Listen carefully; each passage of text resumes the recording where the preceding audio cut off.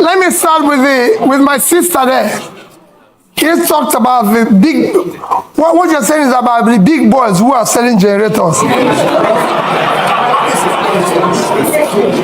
Let me assure you what we've been campaigning on. Our campaign, you have heard them say we don't have structures. That is the structure we're trying to destroy. Structure of criminality. That is what I mentioned. That Nigeria is being held captive. That structure is structure that have impoverished Nigeria. We will dismantle it. It will not be there. I assure you of that. We're going to turn around the power sector. Nigeria generates about, today, 5,000 to 6,000. That's been 5,000 to 6,000, sorry. And South Africa, the second biggest economy, 60 million people, generates about 40,000 to 50,000. And South Africa, in the past 3 months, have declared emergency in power and said anybody can generate up to 100 megawatts without license. So somebody who is 60 million, generating about over 40,000, declared emergency. What do you think somebody with 2 million people generating 5,000 to 6,000 will do? War. I'm going to declare war on power and I'll solve it. Anybody who stands on the way, so be it. Obi said here that he will declare war on power. The question is, has he been in this situation before and delivered? The answer is a big yes. Obi, as the governor, declared war on education. This is essential because politicians always know how to make big promises but hardly deliver. However, it becomes very different when the person making the promise has a track record. When Peter came to power as the governor, education in his state was very poor, and he declared war on education. What he did was to carry out need assessment to ascertain the problem. It was discovered, among other things, that the state was not lacking schools. Rather, the state was lacking functional schools. Hence, he embarked on massive rehabilitation and equipping of the schools. He focused on transforming the existing schools and ensuring they are of standard. He didn't focus on building of new schools, especially in primary and secondary levels. This is because it was not necessary. However, he actually built State University and other tertiary institutions. He didn't waste state's money building new primary and secondary schools because the problem was not lack of schools, but lack of functional schools. So he spent the whole money in rehabilitating and equipping the existing ones. His war in education eventually paid off as the state later became #1 in education nationwide. Obi so much succeeded in education that there became what is called Peter Obi model in education. His state till today is still enjoying the educational system he put in place. So seeing where he had declared war on an issue as governor and how he eventually succeeded gives one confidence that he will also succeed when he declares war on power. In fact, he was already preparing about this when he went to Egypt to understudy their power sector. So in summary, Obi has been tested and can be trusted too. A new Nigeria is possible. Please, if got any value from this, kindly subscribe, like and share. God bless you. If you're a governor in Nigeria, which I've been, people celebrate you to point of stupidity. Because you come to a place, somebody is telling you, oh, since you became governor, everything has changed. And you're looking, nothing has changed. You know? And they give you us of award. They call you us of name. Like you will see, His Excellency. You know, you've been in school. When you talk about excellent, is after fair, good, very good, best, excellent. So His Excellency means a life we can emulate. But you see somebody who is not even fair. They're calling him His Excellency. And they're telling since you came, things have changed. And you know nothing has changed. I went to a particular secondary school. And their roof had a problem. and they had a bill to do it. So I said to them, by the time you come back from Christmas, it's done. In January, I went back there. I went to the same local government, and when it was question time, because I always ask the people, I do what I call participatory democracy. I want to listen to the people, just like I said, I want to learn. Thank you so much, sir, for coming all the way here to speak to us. My name is Sasan Dorsey. I'm Shakiri from a tiny tribe in Nigeria. I lived in Lagos for 2 years, and when I had just moved to Nigeria to build a startup, a month after I moved, I was 23, the NSARS protests happened, and my mom was like, you need to come back, come back to America. I think I hear stories from my parents and people in my parents' generation about, the power that youth used to have in Nigeria, with holding politicians accountable. Youth groups, university students used to protest. Do you believe in civil disobedience? And do you think that the young people in Nigeria need to harness the power of civil disobedience to keep politicians accountable? And at what point do we need to be a bit more radical in our approach with keeping politicians more accountable? Because, right now the politicians do not fear the people. So that is my question to you. Okay. Well, thank you. Let me first tell you, I won't use the word civil disobedience. It's actually, call it civil obedience. Because you're trying to ask the proper or put them in there. Often at time, leaders, especially in Africa, if you look at what has happened in Africa now, is that this leadership failure over the years don't do what is expected. They do what is expected or what they are pushed to do. And there's nothing wrong with it. I have been a leader myself, and I've been corrected, just like I mentioned now by somebody reminding me to pay pensioners and everything. One of the worst things that is happening in Nigeria, let me use Nigeria for example, to us as leaders, that nobody says no to us. If you're a governor in Nigeria, which I've been, people celebrate you to point of stupidity. Because you come to a place, somebody is telling you, oh, since you became governor, everything has changed. And you're looking, nothing has changed. And they give you us of award. They call you us of name. Like you will see, His Excellency. You've been in school. When you talk about excellent, is after fair, good, very good, best, excellent. So His Excellency means a life we can emulate.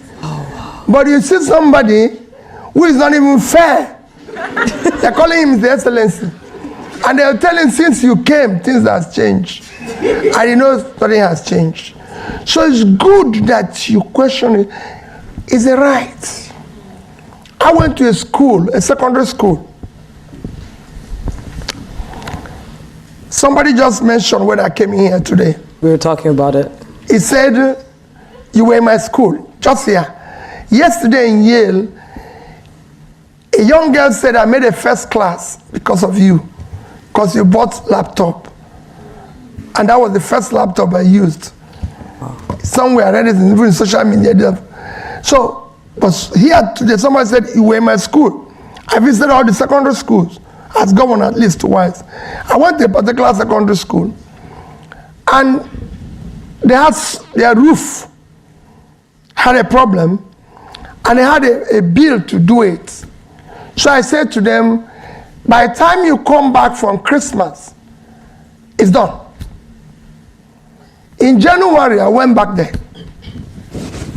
I went to the same local government, and when it was question time, because I always ask the people, I do what I call participatory democracy. I want to listen to the people, just like I said. I want to learn. A young JS1, very tiny in front like this, raised a hand. So I said, let's start with him. I've greeted his principal and everybody when I was coming in. They told me things are okay. This young girl raised her hand. And I said, let's start with you. He said, Governor, why do you make promise you don't keep? The whole hall went dead. Everybody, people started shouting. She started crying. So I said, no, wait. There's a promise I didn't keep. And this person knows. And he described it. And I said to the people, you can see what I'm saying. Principal, you told me everything is okay. You told me, I asked you, how at school? Say, oh, we're doing well. But this is remembered, there was a promise I didn't keep. The teachers were actually running to come and carry her out of the place. And I told the commissioner for education, I will not live here if I don't give this girl this check. How we do it, I don't want to know. So we went to a local bank, raised the draft, because they've given us a bill. So we can go back and do the documentation. But I have to apologize to this young girl, because we need to build public trust. I took the same check and gave to the girl. Guess what happened? The principal and everybody came and carried the girl, ran and was celebrating. But they couldn't tell me. So it's not civil disobedience. We need to tell people they are wrong. Nobody knows everything unless you're an idiot.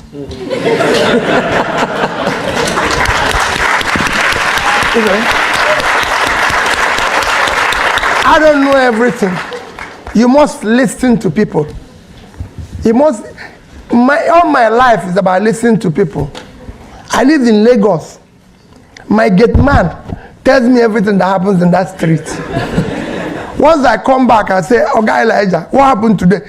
He knows every story. The ones I don't know. So if you listen to people, it's great.